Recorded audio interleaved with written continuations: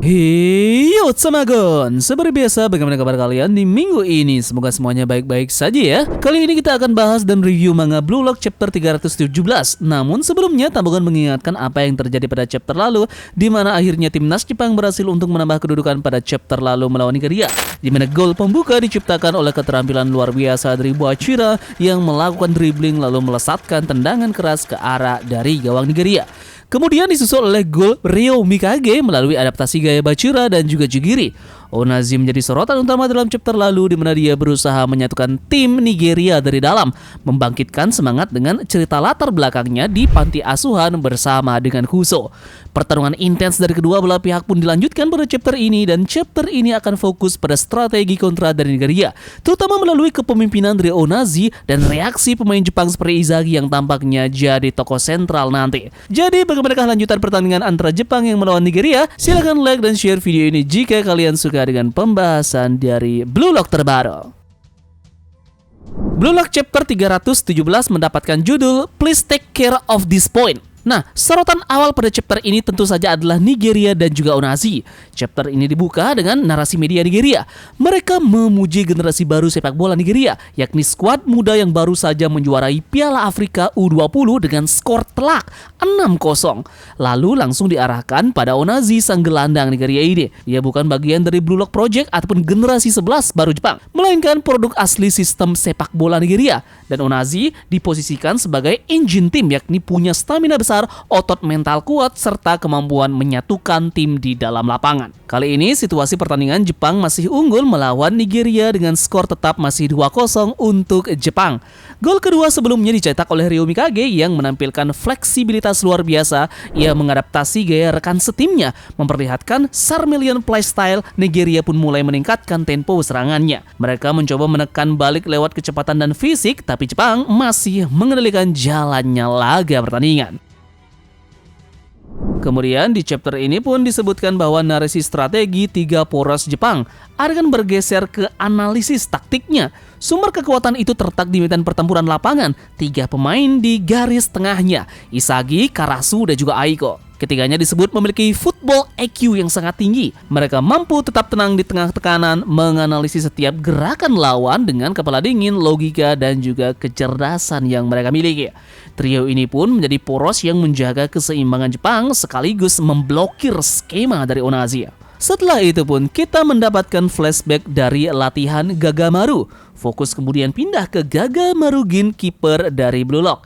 Ditampilkan kilas balik tersebut di mana Gagamaru berlatih bukan dengan bola sepak, tetapi bola bisbol. Alasnya adalah bola bisbol ini jauh lebih kecil dan sangat sulit untuk diprediksi. Latihan ini pun membuat refleks, reaksi tangan, dan insting lompatannya meningkat drastis. Narasi menekankan transformasi dari Gagamaru bukan lagi striker liar yang dipaksa menjadi jaga gawang, tapi kini penjaga terakhir yang sesungguhnya. Yup, dan kita balik lagi ke lapangan. Nigeria mulai menemukan momentum mereka. Serangan kilat pun dilancarkan Onazi yang mengatur tempo, lalu bola dikirimkan dengan cepat ke area depan dari gawang. Bola pun mengarah langsung ke gawang dari Jepang.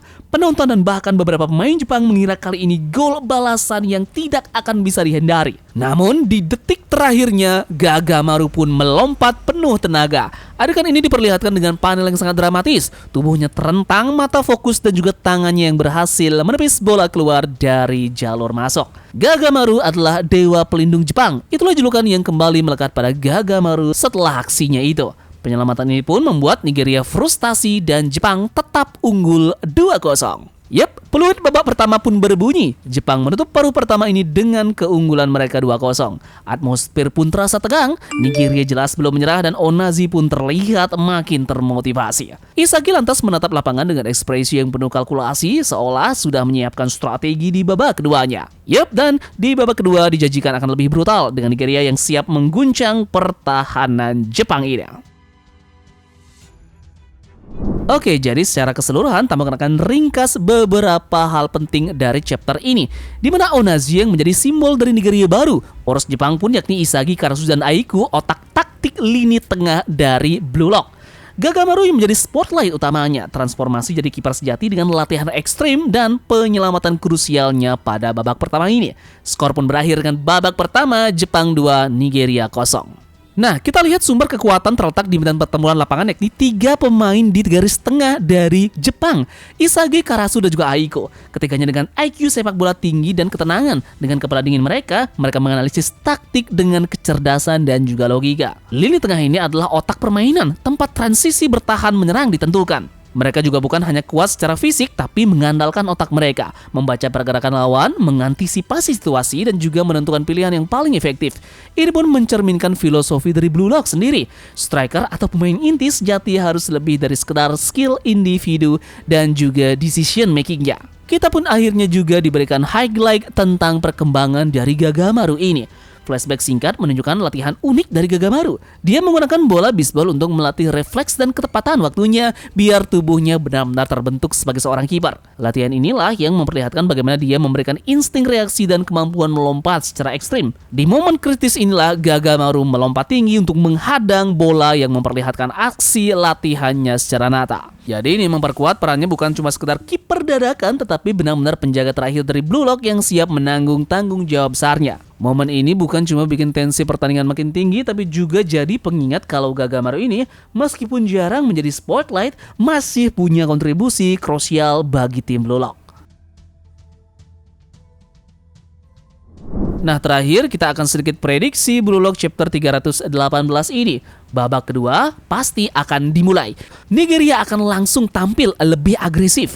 Onazi yang menjadi simbol generasi baru Nigeria bakal memimpin serangan dengan pressing yang sangat tinggi. Mungkin ada juga highlight pemain Nigeria selain Onazi yang akan menunjukkan skill khas Afrikanya, kecepatan fisik, dan juga kreativitas liar di lapangan. Setelah penyelamatan epiknya ini, Gagamaru juga bisa mendapatkan kepercayaan diri penuh. Ada kemungkinan dia akan menghadapi lebih banyak tembakan berbahaya, memaksa dia menunjukkan senjata rahasia dari hasil latihannya. Kemudian untuk Isagi mungkin akan menganalisis pola baru dari Nigeria dan menemukan celah. Dia bisa bekerja sama lagi dengan Ryo atau Bachira untuk membangun serangan balik mematikan. Jadi potensi highlight untuk chapter depan bisa saja Isagi yang melawan Onazi dalam adu visi di lapangan. Kemudian apakah Nigeria akan bisa membalas golnya? Untuk menyeimbangkan tensi, ini sangat berpotensi mungkin Nigeria akhirnya akan mencetak gol pertama mereka di babak kedua. Hal ini akan membuat skor menjadi 2-1, memanaskan pertandingan sekaligus menguji mental dari pemain Blue Lock. Yup, jadi sekian saja pembahasan Tabagon terkait dengan Blue Lock chapter terbaru ini. Silakan like dan share untuk menambah semangat Tamagon membahas Blue Lock chapter terbaru ini.